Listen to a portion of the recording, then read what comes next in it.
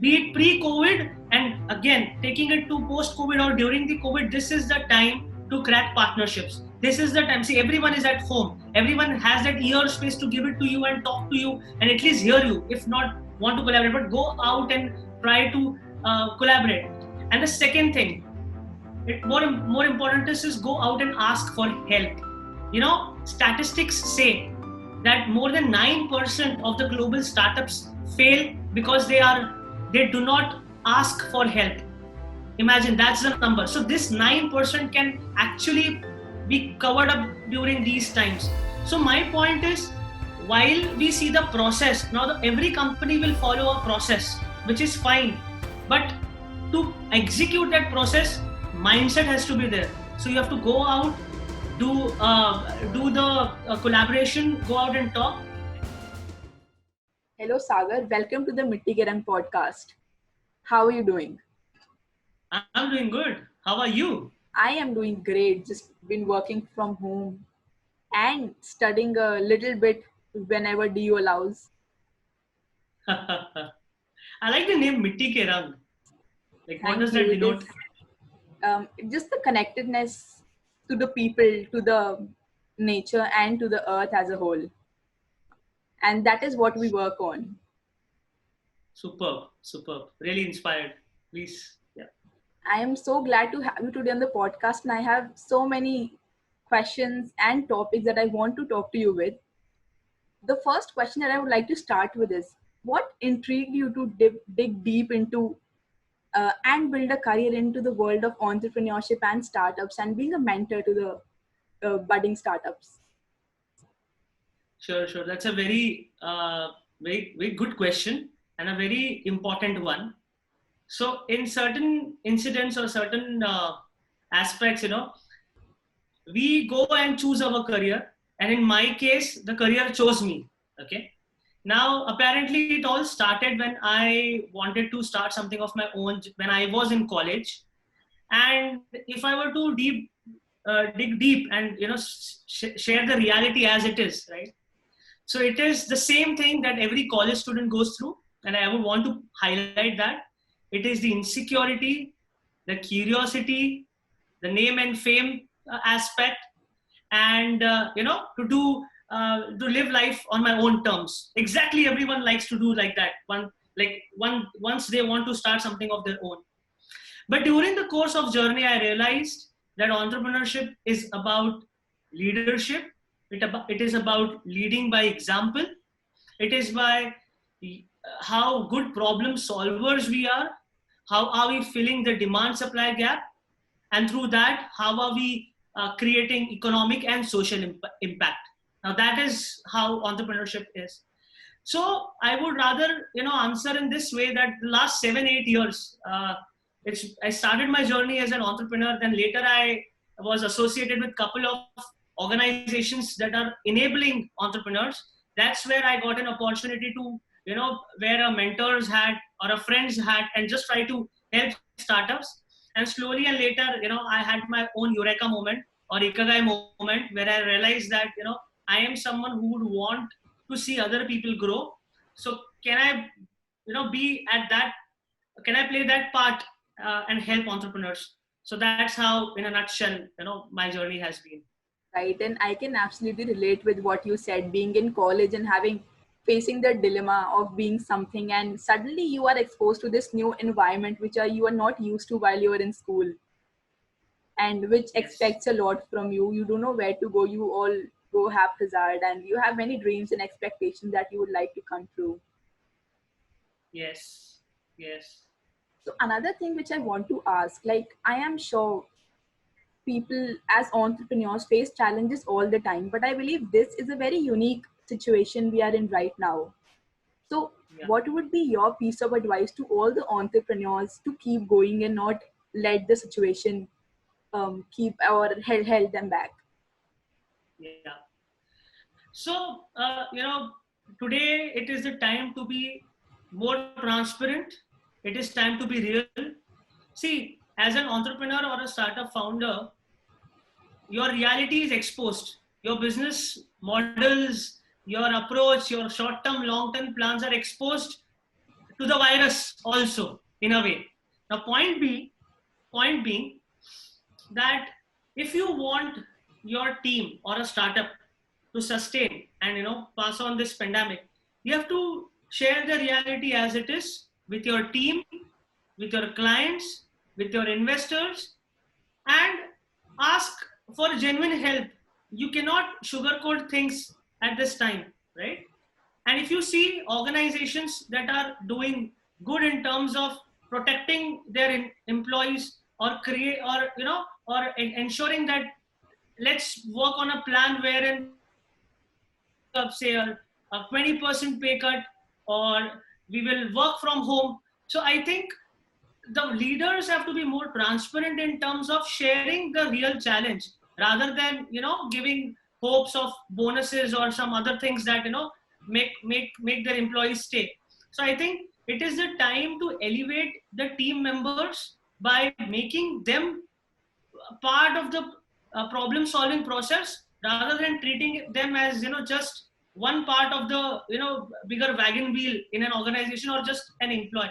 This is the time for a collective growth, because if you have been through good times together, it is time even for the other side. There is a lot these days when we hear that you should not uh, ask employees to leave the organization. Even Mr. Ratan Tata said that, which is true.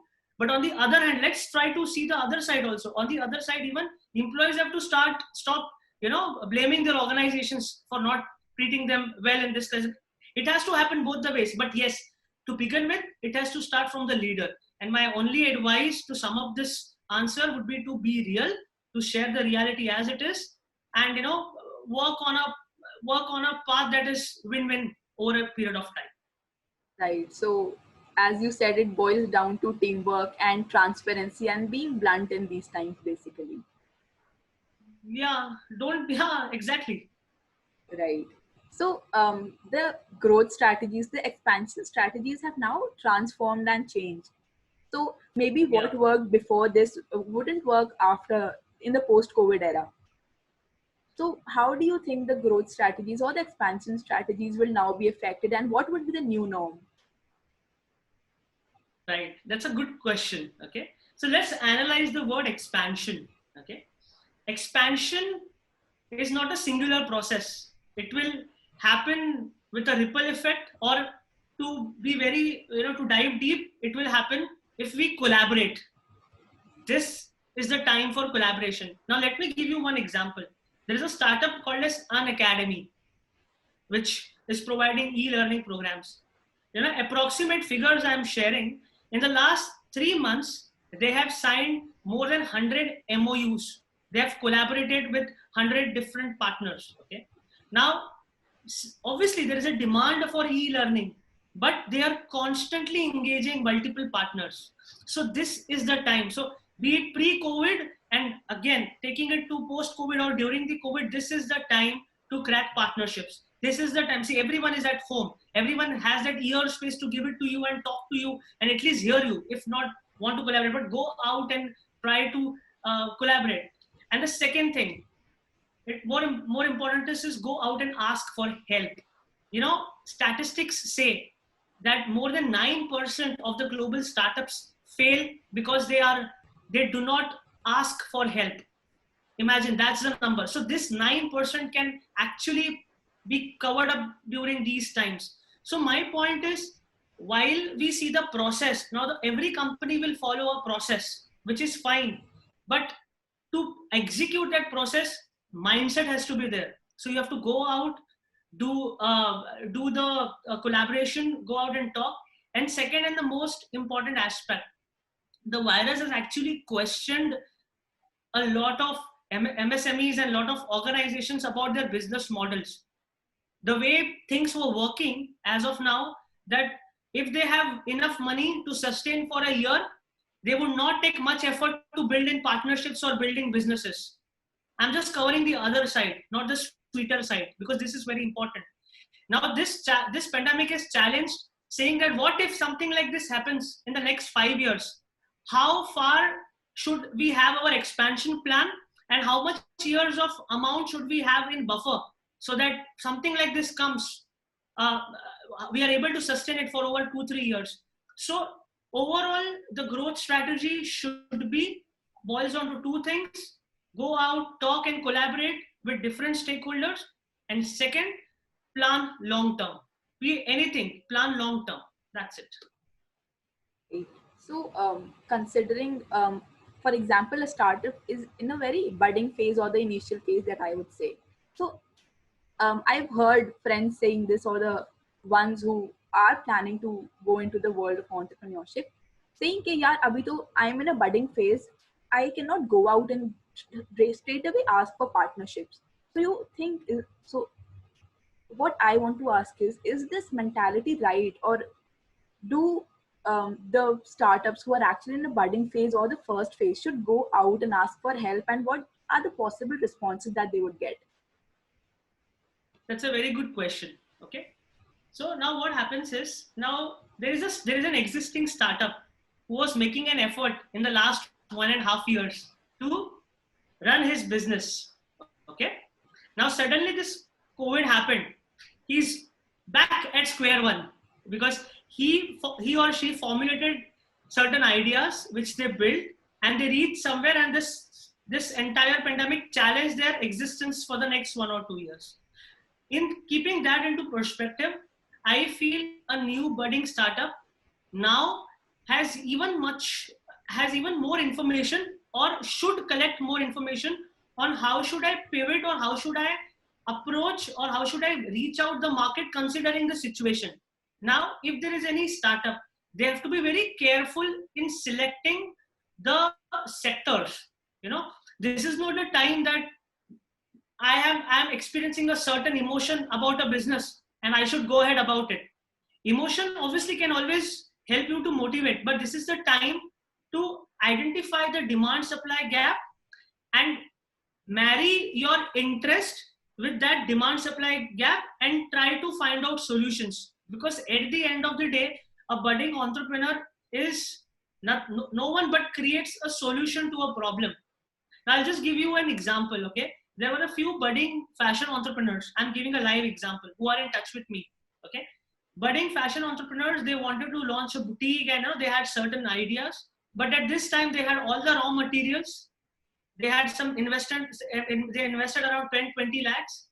They straight away started making fashionable masks and fashionable scarves so that people are saved at the same time. So they leverage the opportunity. So my point is, follow your passion, follow your thought process, but at the same time try to enter into a space where you are actually part of the bigger solution right away. Right. So adapting to the change that comes with time. Yes. Right.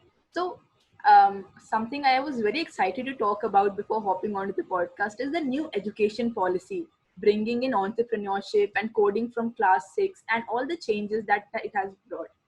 So what kind of possibilities do you think it creates for the upcoming entrepreneurs and students?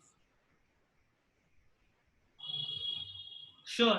That's again an interesting question. So what will happen? Let's just first analyze what happens when a coding or an entrepreneurship is imbibed in these young minds. Okay.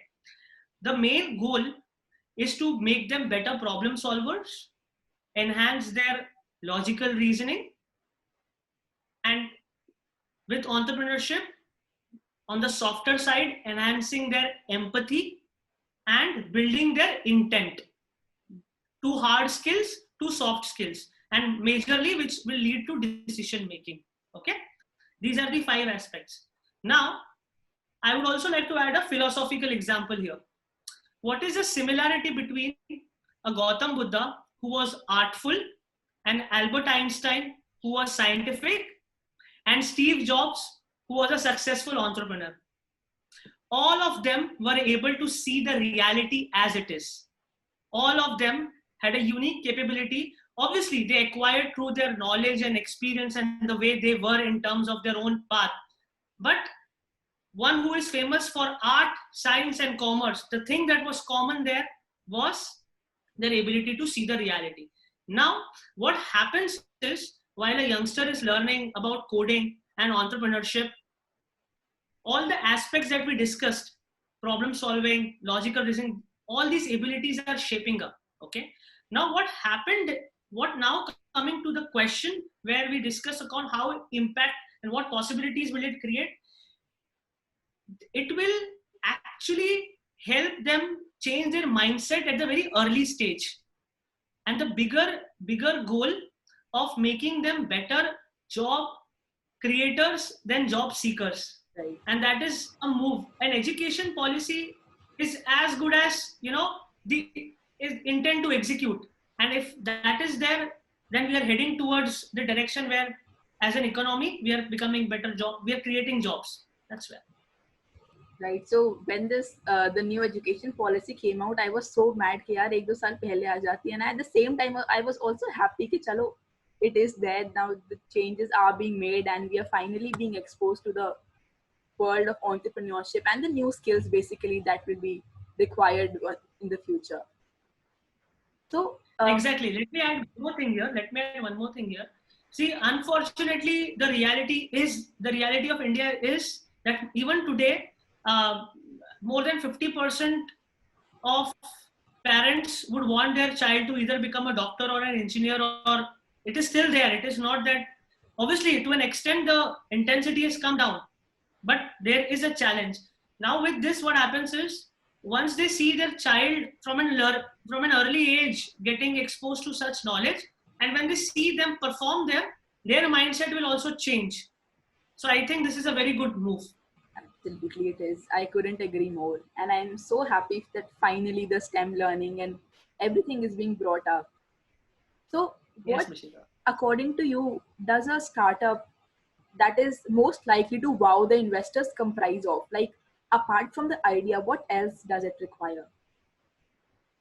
So, just for the benefit for the viewers, let me share all the aspects so that once they hear, I'll just name all the aspects and then we discuss on what exactly is important. Okay. So there are actually, I've shortlisted it and I've come up with 12 aspects. One is your team. Second is your early traction.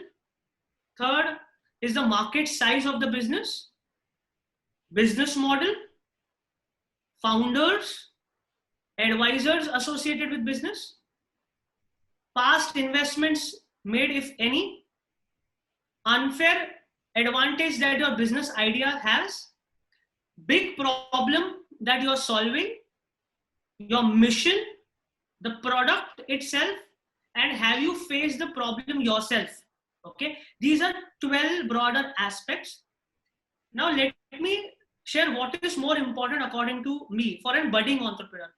It is the founder himself or founder herself. I like to give it in a very simple example. Okay, investor is like a fuel, right? Fuel, it works, the money, or let's like that is what comes right to the business. It's the money. Okay, fuel. But if the car is defective, would you be able to drive the car, or would the car take more fuel to walk up a certain number of kilometers, right? So I feel it is the intent, or obviously the intent develops within the founder, but I feel it is the founders or people who are giving birth to the startup are more important, because at early stage investor, when he's giving money on an idea, he would want someone who could execute the idea. And that's where I personally believe all those aspects are important.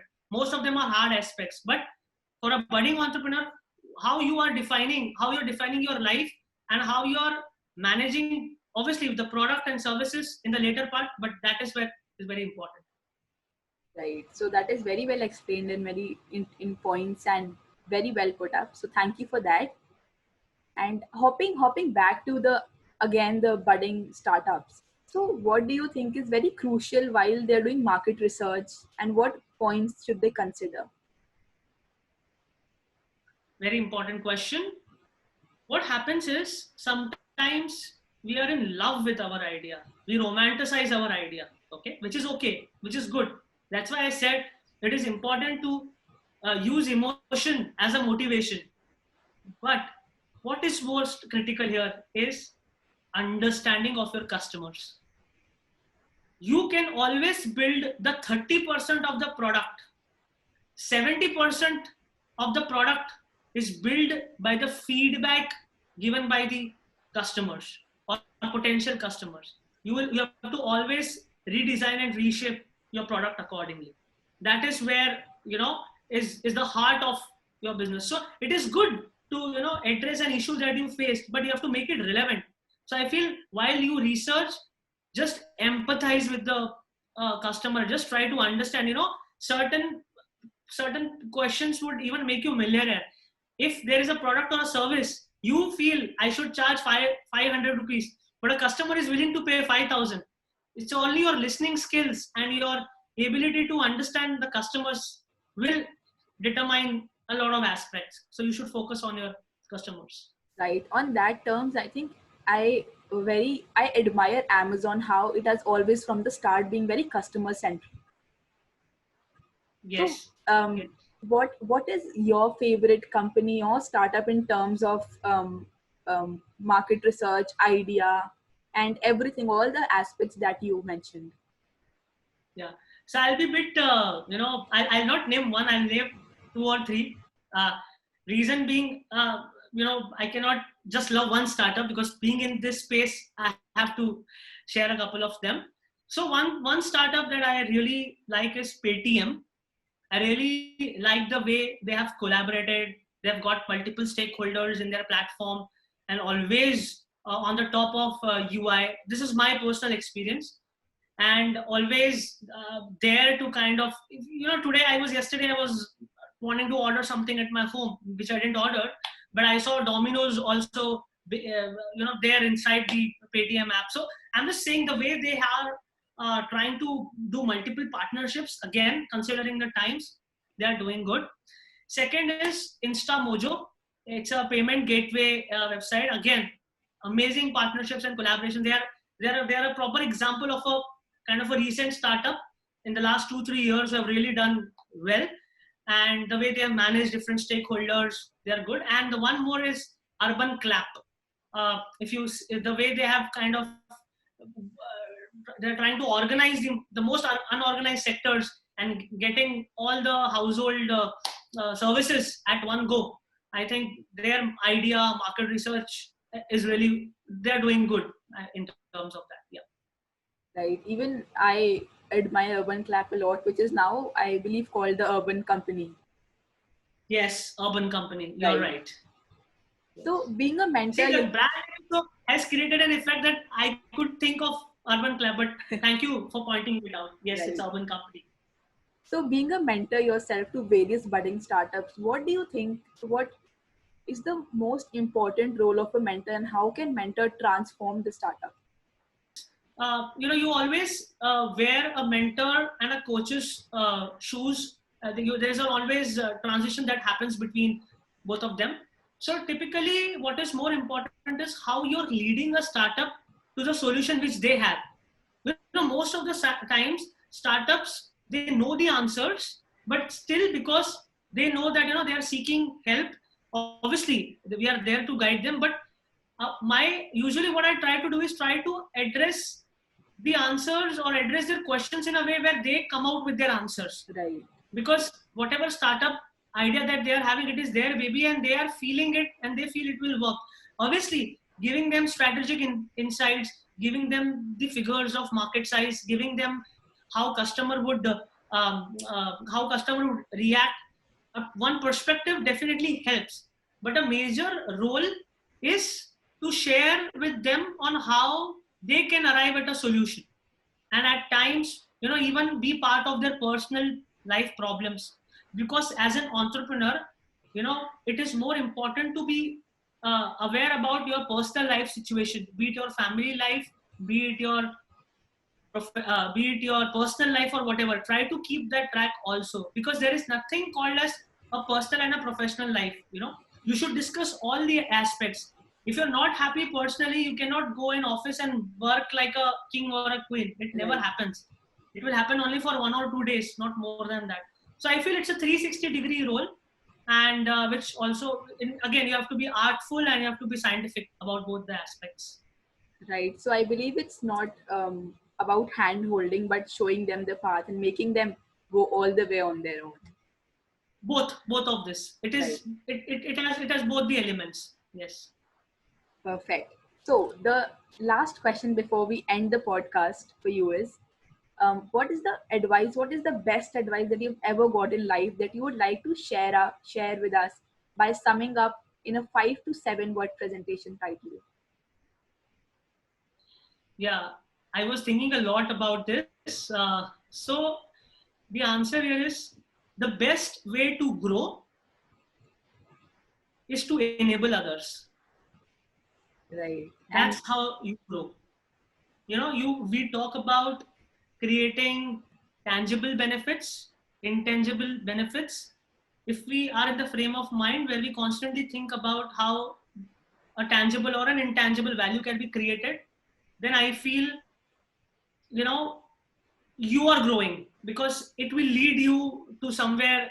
It will lead you to a path where you are also gaining benefits. It's like karma again. Everything is connected. right, this is also actually the motto of the organization in Actus I've been associated with. We rise by lifting others. So that resonates with the value here. Yes. So thank So you so true. much for the time, and thank you for being with us here today and sharing such great, valuable insights for the listeners. Sure. Sure. And I am very certain all the budding entrepreneurs or even the aspiring change makers will take away a lot from this conversation. Absolutely. Absolutely. I'm sure. Thank you, Mishika.